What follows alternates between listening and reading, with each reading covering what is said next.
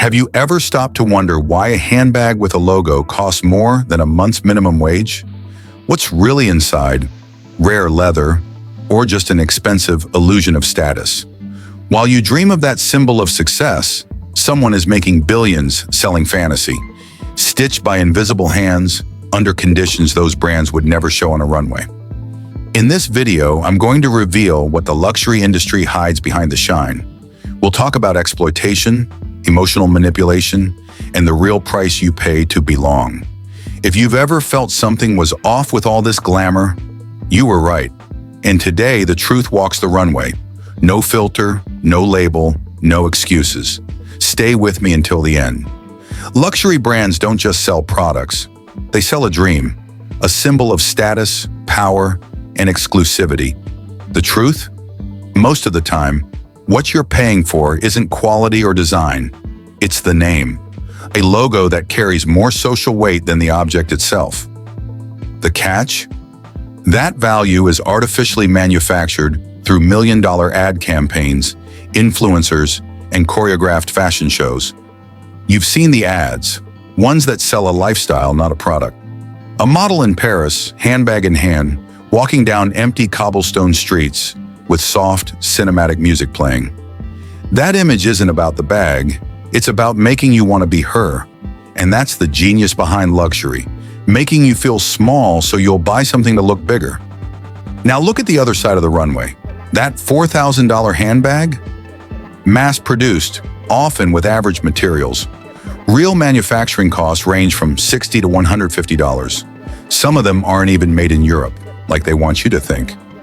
They're produced by migrant laborers, often undocumented, working 12-hour shifts in small workshops in Italy, just so they can stamp Made in Italy and justify the price tag. Yes, glamour is makeup.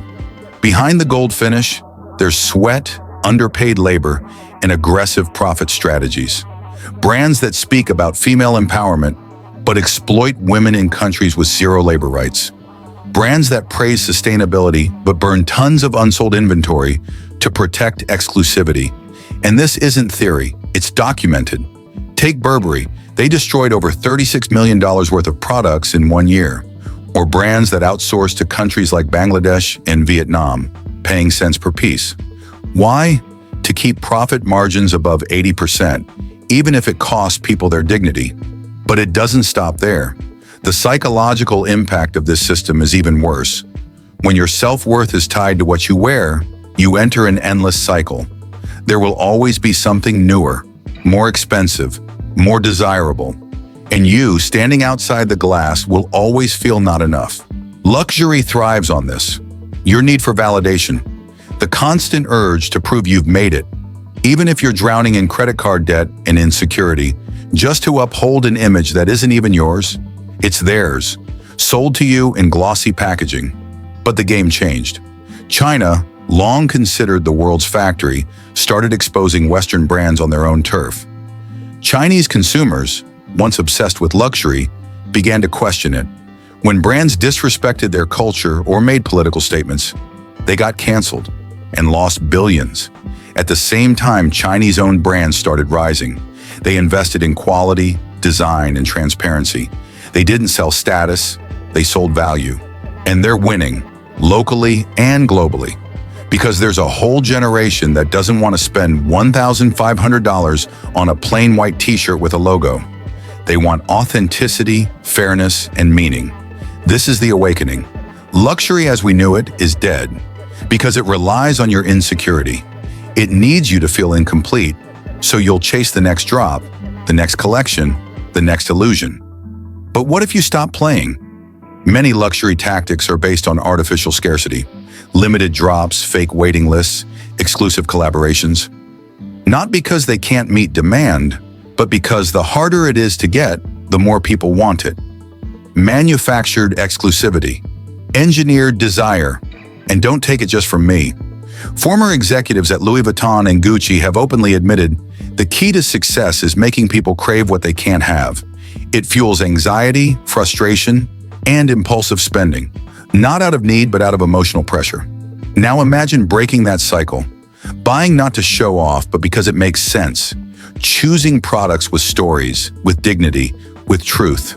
That's not anti-luxury. That's the new luxury. The new luxury isn't behind armored glass. It's in small brands that practice radical transparency.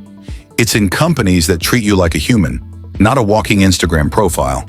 It's in fair-priced products made with care that last longer and harm less. This video isn't just about brands. It's about identity, about quitting the habit of buying to feel full and starting to consume with purpose, about walking out of the parade of lies and facing the truth. If you've made it this far, congrats. You're not a puppet. You've seen behind the curtain, and now you get to choose. Keep paying for fantasy or invest in what's real. If this video opened your eyes, drop a comment below. I don't buy labels anymore. Share it with someone still chasing status through logos. They might need a wake-up call too. And subscribe for more content like this, smart, raw, and unfiltered. Because luxury was never about the product, it was always about the illusion. And now that you've seen what's backstage, it's your move.